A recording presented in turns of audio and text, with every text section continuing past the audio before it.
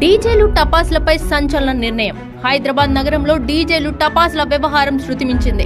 పెళ్లి, బరాతులు, రాజకీయ ర్యాలీలు, మతపరమైన వేడుకలు, ఈవెంట్ ఏదైనా కావచ్చు, చెవులకి చిల్లు పడే డీజే సౌండ్ కామన్ అయిపోయింది. పైగా భారీ శబ్దాలతో టపాసులు పేల్చడం, ఇలాంటి ఫుల్ సౌండ్లతో ప్రజలు తీవ్ర ఇబ్బందులు పడుతున్నారు. చెవులకు చిల్లులు పడడమే కాదు, ఒక్కోసారి ప్రాణాలు కూడా ప్రమాదంలో పడుతున్నాయి. శబ్ద కాలుష్యం, ముఖ్యంగా డీజేపై ఇటీవల ప్రజల నుంచి భారీగా ఫిర్యాదులు సైతం అందాయి.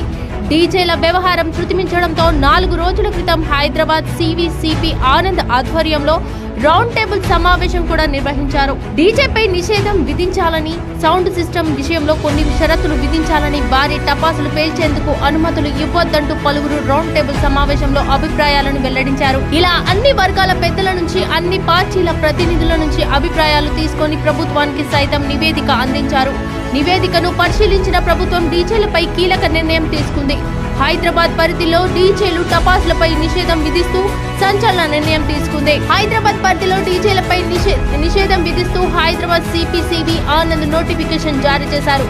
మతపరమైన ర్యాలీల్లో డీజే ఉపయోగించకూడదన్నారు. సౌండ్ సిస్టమ్ పరిమిత స్థాయిలో అనుమతిస్తామని, సౌండ్ సిస్టమ్ కు కూడా పోలీసుల అనుమతి తప్పనిసరంటూ ఆనంద్ పేర్కొన్నారు. మతపరమైన ర్యాలీల్లో బాణసంచా కాల్చడం కూడా నిషేధమన్నారు.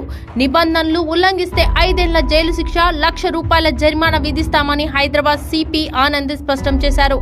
సౌండ్ సిస్టమ్ పెట్టడానికి కూడా పోలీస్ క్లియరెన్స్ తప్పనిసరని, 4 జోన్లలో సౌండ్ సిస్టమ్ లో పెట్టడానికి డెసిబెల్స్ ని నిర్దేశించినట్టు సిపి తెలిపారు. జన నివాసాల ప్రాంతంలో ఉదయం 55 డెసిబెల్స్ కి మించి సౌండ్ సిస్టమ్ లో వాడకూడదన్నారు. రాత్రి వేళల్లో 45 డెసిబెల్స్ కి మించి సౌండ్ సిస్టమ్ ఉపయోగించకూడదన్నారు. పదే నిబంధనలను ఉల్లంఘిస్తే ప్రతిరోజు ₹5,000 జరిమానా విధిస్తామని